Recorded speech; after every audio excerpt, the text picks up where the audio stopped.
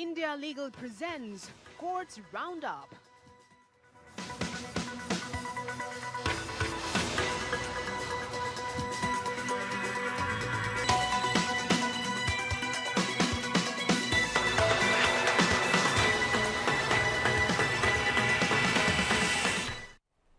नमस्कार, courts roundup में बहुत स्वागत है आपका। मैं हूं आपके साथ नेहा दुबे। इस बुलेटिन में अगले आधे घंटे हम आपको कोर्ट से जुड़ी तमाम छोटी बड़ी खबरों से करवाएंगे रूबरू। कोर्ट की कार्रवाई और सुप्रीम कोर्ट से लेकर हाई कोर्ट और लोक कोर्ट तक के फैसलों को रखेंगे आपके सामने।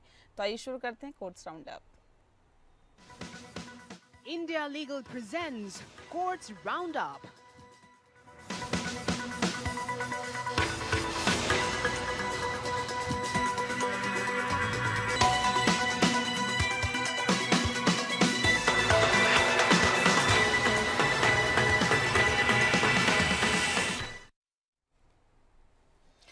बुलेटिन की शुरुआत करते हैं। वहीं सुप्रीम कोर्ट ने वक्फ संशोधन अधिनियम 2025 को लेकर दाखिल याचिकाओं पर सभी पक्षों की 3 दिनों में लगभग 11 घंटे सुनवाई के बाद फैसला सुरक्षित रख लिया है। सुप्रीम कोर्ट अब ये तय करेगा कि वक्फ कानून 2025 पर अंतरिम रोक लगाई जाए या नहीं। आज सुनवाई के दौरान एसजी मेहता ने वक्फ बनाने के लिए पात्र होने के लिए 5 साल की प्रैक्टिस की शर्त का बचाव किया है। मेहता ने कहा कि वक्फ बनाना वक्फ को दान देने से अलग है। यही कारण है कि मुसलमानों के लिए 5 साल की प्रैक्टिस की आवश्यकता है ताकि वक्फ का इस्तेमाल किसी भी धोखा देने के लिए ना किया जाए। इसीलिए मान लीजिए कि मैं हिंदू हूं और मैं वक्फ के लिए दान करना चाहता हूं तो वक्फ को दान किया जा सकता है और एक गैर मुस्लिम को वक्फ बनाने की अनुमति कैसे दी जा सकती है। वह हमेशा वक्फ को दान कर सकता है। उन्होंने ये भी आरोप लगाया कि वक्फ की आड़ में आदिवासी जमीनों पर कब्जा किया जा रहा है। एसजी ने कहा कि आदिवासी संगठनों की दलीलें हैं कि उन्हें प्रताड़ित किया जा रहा है और वक्फ के तौर पर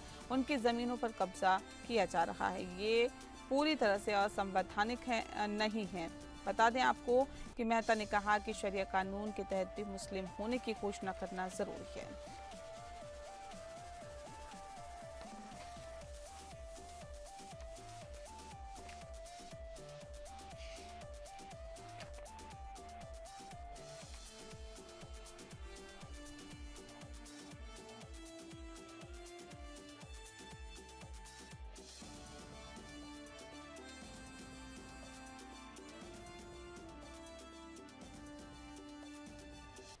अगली खबर का रुख करते हैं। ऑपरेशन सिंदूर और ऑपरेशन बालाकोट में हिस्सा लेने वाली विंग कमांडर को आपको बता दें कि फिलहाल सुप्रीम कोर्ट से बड़ी राहत मिली है। सुप्रीम कोर्ट ने महिला विंग कमांडर सुचेता एडन को वायुसेना की महिला अफसर को सेवा पर बनाए रखने का आदेश दिया है। जस्टिस सूर्यकांत ने महिला विंग कमांडर सुचेता एडन की सेवा को बहाल रखते हुए अपनी टिप्पणी में कहा है कि हमारी वायुसेना सर्वश्रेष्ठ है।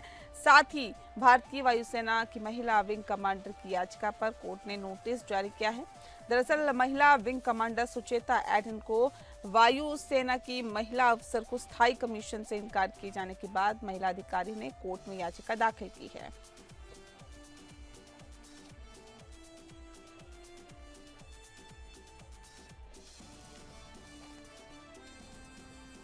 ज्यादा जानकारी के साथ विवेक हमारे संवाददाता लगातार हमारे साथ बने हुए हैं। विवेक, विंग कमांडर जो सुचेता है कितनी बड़ी राहत सुप्रीम कोर्ट की तरफ से उन्हें मिली है? बिल्कुल, जैसा कि सुप्रीम कोर्ट ने पहले ही कहा था कि जो महिला की वरिष्ठ अधिकारी हैं सेना की, उन सभी को कमीशन किया जाना चाहिए। हालांकि सुप्रीम कोर्ट का ये जस्टिस कॉल का ऑर्डर पुराना है जिस पर ये अमल हो रहा है, लेकिन जो ये याचिका सुप्रीम कोर्ट में दाखिल की गई थी और ये कहा गया था कि उनको कमीशन नहीं किया जा रहा है। और अगर हम बात करें कमीशन न किए जाने की, तो जो एएसजी ऐश्वर्या भाटी हैं उनकी तरफ से ये कहा गया इस मामले में कि चूंकि जो वहाँ पे योग्यता और तो तुलनात्मकता की बात है, उस आधार पर इनको कमीशन नहीं किया गया है। लेकिन जब सुचिता एडन की तरफ से दलील रखी गई और ये कहा गया कि जो उनकी तरफ से ऑपरेशन सिंदूर और बालाकोट जैसे मामलों में इनका सहयोग रहा है, ऐसे में कोर्ट ने कहा कि ऐसे अधिकारियों को जरूर जो सेना है उसमें उनको कमीशन किया जाना चाहिए। हालांकि जो एएसजी थी उनका बार बार यही कहना था कि जो कमीशन करने की प्रक्रिया होती है, अगर उसमें योग्यता पे ये खरी नहीं उतरती तो ऐसा नहीं किया जा सकता। लेकिन जो जस्टिस सूर्यकांत थे जो इस मामले की सुनवाई कर रहे थे, उन्होंने टिप्पणी की और ये कहा कि जो वायुसेना है वो हमारी बहुत अच्छी है वायुसेना। इसके अलावा जो ऑपरेशन सिंदूर के दौरान जो हमारी तीनों सेनाओं का जो एक दूसरे के साथ सहयोग रहा है वो भी सराहनीय रहा है। इन्हीं की वजह से आज ये स्थिति है कि जब वो दिन रात सीमाओं पे चौकसी करते हैं तो उसके बाद हम चैन से सो सकते हैं, रातों को स्वतंत्र होकर घूम सकते हैं। तो ऐसे में ऐसी निर्भीक और जो साहसी पराक्रमी जो कमीशन के अधिकारी हैं उनको कमीशन किया जाना चाहिए। लेकिन कोर्ट ने ये स्पष्ट कर दिया कि इसके लिए कोई हम अभी डायरेक्ट आदेश नहीं दे रहे हैं, लेकिन जब तक इस मामले की सुनवाई चल रही है कोर्ट में, उनको उनकी स्थिति में बहाल रखा जाए, उनको उससे हटाया ना जाए। तो कुल मिलाकर उनके लिए बड़ी राहत है कि भले ही सुप्रीम कोर्ट से फैसला आने के बाद उनके पक्ष में फैसला जाए या नहीं जाए, क्योंकि कमीशन करने के लिए जो योग्यताएं होती हैं और जो कंपैरिजन किया जाता है उसके आधार पे अगर इनको वहाँ पे वरीयता मिलती है तभी इनको कमीशन किया जाएगा, अदरवाइज इनको कमीशन नहीं किया जाए। लेकिन फिर भी फौरी तौर पर जब तक ये मामला सुप्रीम कोर्ट में है, सुनवाई के बाद अगर इनके हक में फैसला आता है तो इनको कमीशन किया जाएगा, अदरवाइज तब तक के लिए इनकी ये राहत है कि जब तक ये मामला सुप्रीम कोर्ट में पेंडिंग है, यानी कि सुप्रीम कोर्ट इनके मामले के जो पिटीशन है इस पे अपना फैसला नहीं दे देता, तब तक ये फोर्स पर बनी रहेंगी। जी शुक्रिया आपका विवेक, तमाम जानकारी हम तक पहुंचाने के लिए।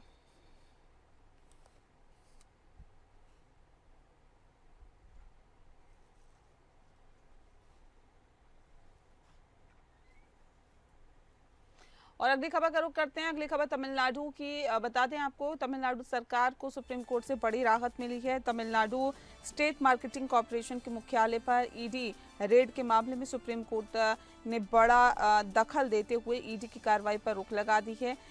सीजेआई की अध्यक्षता वाले बेंच ने ईडी की कार्रवाई पर नाराजगी जताते हुए कहा है कि ईडी सारी हदें पार कर रहा है।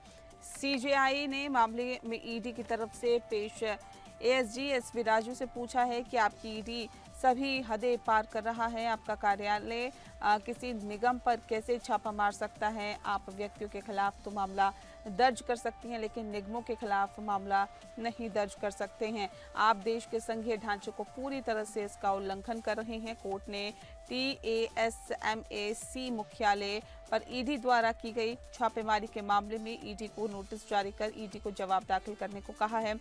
एएसजी राजू ने कहा है कि ये बड़ी धोखाधड़ी का मामला है। वहीं तमिलनाडु सरकार के वकील कपिल सिब्बल ने कहा कि राज्य ने 2014 से 2021 में 41 FIR दर्ज की गई और इस मामले में ईडी 2025 में सामने आया और निगम पर छापा मारा गया और सभी फोन ले लिए गए हैं और सब कुछ क्लोन किया गया। दरअसल TASMAC मुख्यालय पर ईडी की छापेमारी को मद्रास हाईकोर्ट द्वारा सही ठहराए जाने के फैसले को तमिलनाडु सरकार ने सुप्रीम कोर्ट में चुनौती दी।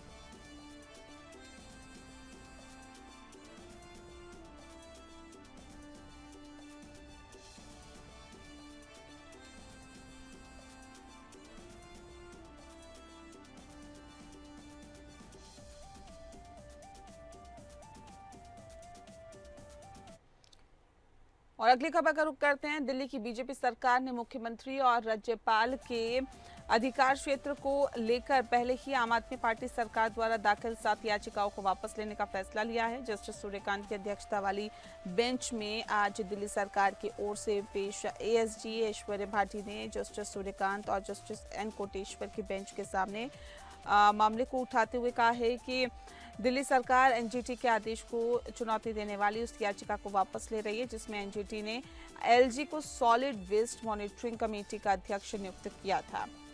एएसजी ऐश्वर्य भाटी ने कहा कि दिल्ली सरकार इसके अलावा सरकार एलजी के अधिकार क्षेत्र को लेकर भी सभी 7 केस को वापस ले रही है और इन सभी केस के चलते आगे कोर्ट को कोई दिक्कत नहीं होगी। जस्टिस कांत ने कहा है कि हम 23 मई को मामले की लिस्ट करेंगे और ऐसे में साथ ही दिल्ली सरकार की इस नई अर्जी पर भी सुनवाई की जाएगी।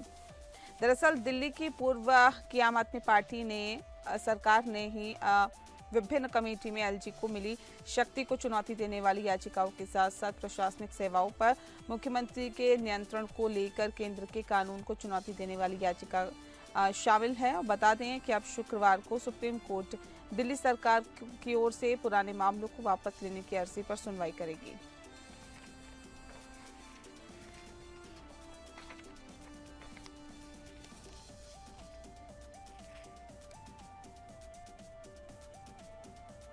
पिछले साल देश भर में हीट वेव और लू की वजह से तकरीबन 700 से ज्यादा लोगों की मौत का दावा किया गया था।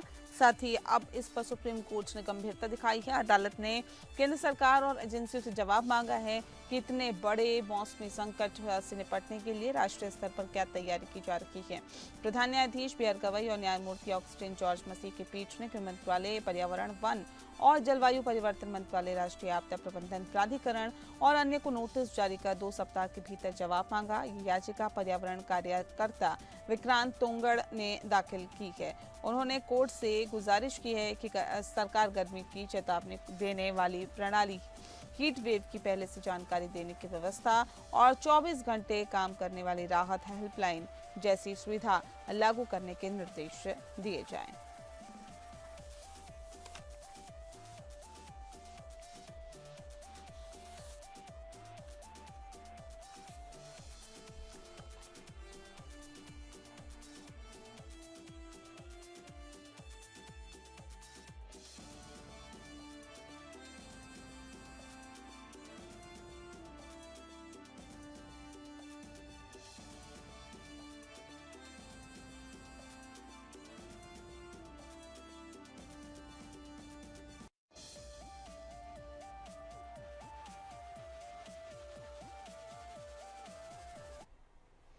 वहीं दिल्ली की एक अदालत ने नेशनल हेराल्ड के मामले में सोनिया गांधी और राहुल गांधी के खिलाफ सुनवाई 2 से 8 जुलाई तक दैनिक आधार पर करने का फैसला लिया है। विशेष न्यायाधीश विशाल गोगने ने इस मामले में ईडी को अपनी शुरुआती दलीलें पेश करने का निर्देश दिया। नेशनल हेराल्ड मामले में सोनिया गांधी, राहुल गांधी और अन्य पर धन शोधन का आरोप लगाया है। ये मामला एसोसिएटेड जर्नल्स लिमिटेड को कथित तौर पर 90 करोड़ का ऋण देने और फिर यंग इंडिया प्राइवेट लिमिटेड को 50 लाख में हस्तांतरित करने से संबंधित है।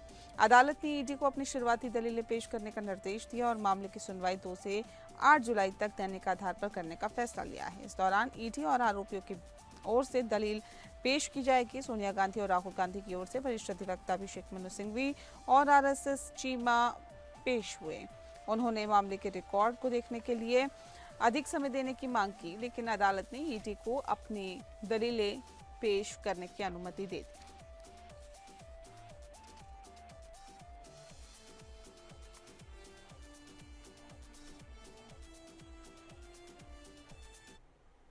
और इसी के साथ फिलहाल इस बुलेटिन में इतना ही। मुझे दीजिए इजाजत। नमस्कार।